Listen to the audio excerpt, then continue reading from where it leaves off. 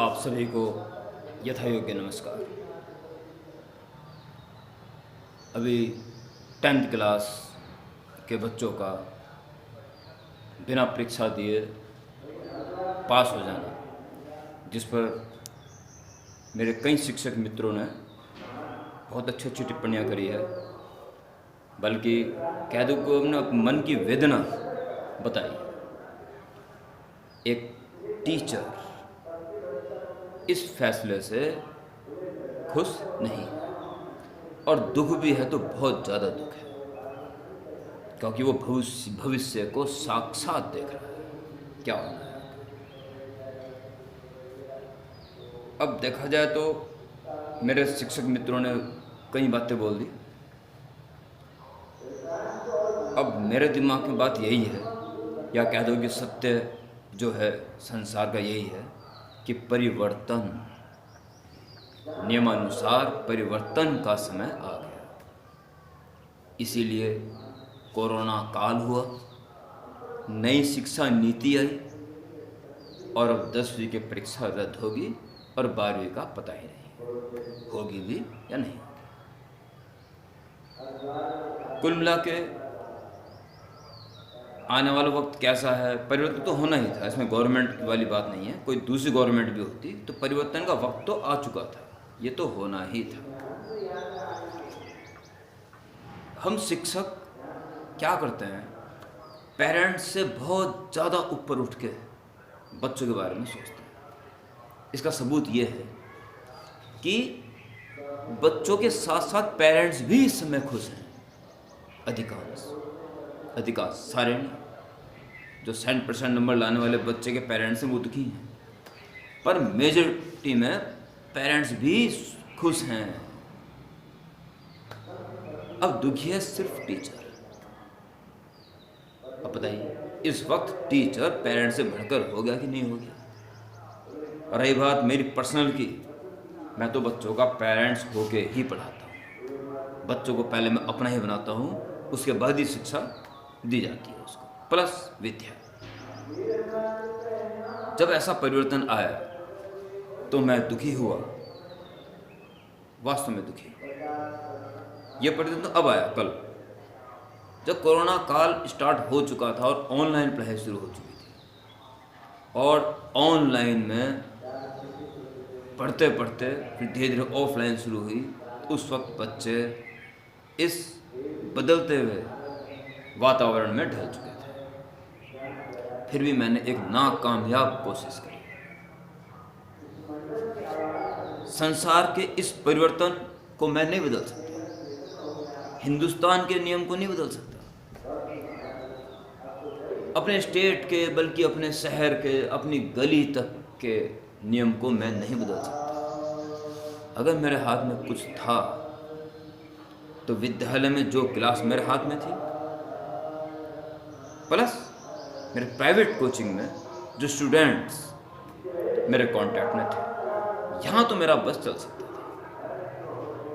तो मैंने एक नाकामयाब कोशिश की कि कुछ भी हो रहा हो, कम से कम वे बच्चे जो मेरे कांटेक्ट में हैं, सीधे कांटेक्ट में हैं, वे तो इस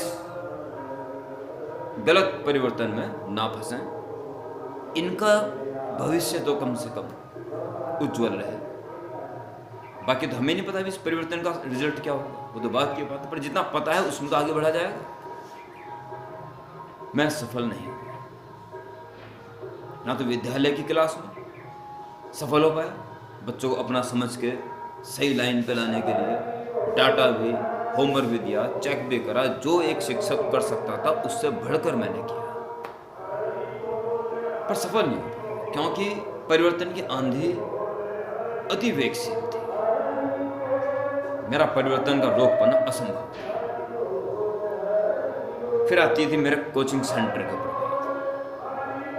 यहाँ मैंने भरपूर कोशिश करी कि ये डायरेक्ट कांटेक्ट वाले बच्चे जरा संभल के चले, परंतु परिवर्तन की आंधी इतनी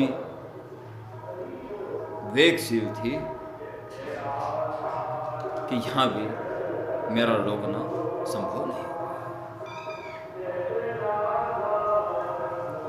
टेस्ट मत लो, टेस्ट सीरीज शुरू मत करो, पेरेंट्स की मीटिंग मत लो, लोगे तो हम छोड़ रहे हैं। ऐसे ऐसे स्टेटमेंट, ऐसी ऐसी बातें बच्चों के मन में आने लगी। ये उन बच्चों की गलती नहीं है, विद्यालय में जिन्होंने मेरे से डांट खाई उनकी गलती भी नहीं है, यहाँ जो टेस्ट के फेवर में नहीं थे उनकी गलती भी नहीं है। ये तो परिवर्तन हो चुका था, ये उसका असर सब बच्चों में था। इसलिए मैं आज की डेट में तो कम से कम किसी भी बच्चे से नाराज नहीं हूँ। पहले भी नहीं था, पर तो बिल्कुल ही नहीं। थोड़ा सा दुख है। अगर इस परिवर्तन को सही मान लो तो एक दुख तो है। पहली बात तो इस परिवर्तन को मैं सहर्ष, हालांकि दुखी होते हुए, परंतु उससे क्या हो जाएगा, सहर्ष स्वीकार करता हूं। परिवर्तन तो संसार का नियम है। बस एक दुख की बात यह है कि वो समय नहीं रहेगा जिससे पूरा विश्व हिंदुस्तान से डरता था। हिंदुस्तान की गणित से पूरा संसार कांपता था। हिंदुस्तानियों के जुगाड़ के आगे फिजिक्स फेल थी। अमेरिका से एक अपनी कार लेके हिंदुस्तान में आया घूमने के लिए, घूमा, अधिकांश घूम लिया, अचानक गाड़ी खराब हो गई, अमेरिकन गाड़ी।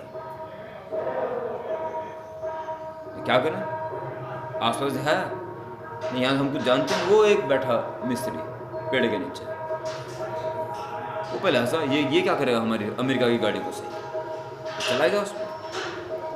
उस मिस्त्री ने अपने हिंदुस्तानी स्टाइल में यूँ देखा उसे, समझ तो गया होगा कि ये होगी तो है नहीं ठीक है। पूछने का है क्या नाम साहब, इसमें मैं जुगाड़ लगाता हूँ एक, फिर सही हो जाएगी। अब अमेरिका ने सोचा भाई जुगाड़ कोई कल पुर्जा होता होगा, पुर्जा, ठीक है तुमसे जुगाड़ लगा दो। बस ने फेविक्विक लगाई, कपड़ा वपड़ा बांधा, माचिस तिल्ली जलाई, यूं करके जुगाड़ लगा दिया। कितने पैसे हुए? नहीं, जुगाड़ के पैसे नहीं लगते। ये भगवान की दी हुई हमें असीम शक्ति है। ठीक है, गाड़ी स्टार्ट हो गई। वो हिंदुस्तान की बची हुई जगहों में घूमा, पूरा हिंदुस्तान की सैर करी, अमेरिका वापस चला गया। वहाँ भी महीनों वो गाड़ी चलती रही। अचानक फिर वही समस्या आ गई, तो जुगाड़ 10 महीने चलेगा ना। फिर जमा दिखाई अमेरिका के उसमें वर्कशॉप में, वहाँ जवाब मिला खत्म, फेंक दो उसमें, ऐसा कोई उपाय नहीं। उसने यही कहा कि भाई हमारे अमेरिका में कोई उपाय नहीं है, हिंदुस्तान में एक जुगाड़ नाम की चीज आती है जो हमारी इन सारी व्यवस्थाओं पर भारी है। ये चीज छूट जाएगी। अब हम भी बाहर जैसी मैथ्स आसान इसमें जिएंगे बस। हम या हमारे बच्चे अपने अनुकूल सब्जेक्ट लेके कंफर्ट जोन में चले जाएंगे, और कंफर्ट जोन में जाने के बाद कोई सफलता नहीं मिलती, बस जीते हैं और मर जाते हैं। जब तक हम आप कंफर्ट जोन से बाहर नहीं निकलते तब तक सफलता हासिल नहीं होती। खैर जो भी है, अब परिवर्तन हुआ तो हुआ, एक्सेप्ट तो करना ही पड़ेगा। नहीं करेंगे तब भी क्या कर लेंगे, करना ही पड़ेगा। अब देखते हैं क्या होता है। अब तो यह है कि मेरे पास भगवान की दी हुई एक शक्ति है, फिजिक्स को और मैथमेटिक्स को विद्या सहित शिक्षा प्रदान करना। यह काम तो मैं अंतिम सांस तक करता रहूंगा, क्योंकि भगवान की आज्ञा है। अब पीसीएम ग्रुप हो या हिस्ट्री फिजिक्स ग्रुप हो या कैसा भी ग्रुप, अब तो जो फिजिक्स यहाँ पढ़ने आएगा बिल्कुल अच्छा भी है। अब वही आएगा जिसे वाकई फिजिक्स पढ़नी है, वाकई में मैथ्स पढ़नी है, तो ठीक है, संसार का नियम है, परिवर्तन हुआ है तो हम उसको सहर्ष स्वीकार करते हैं।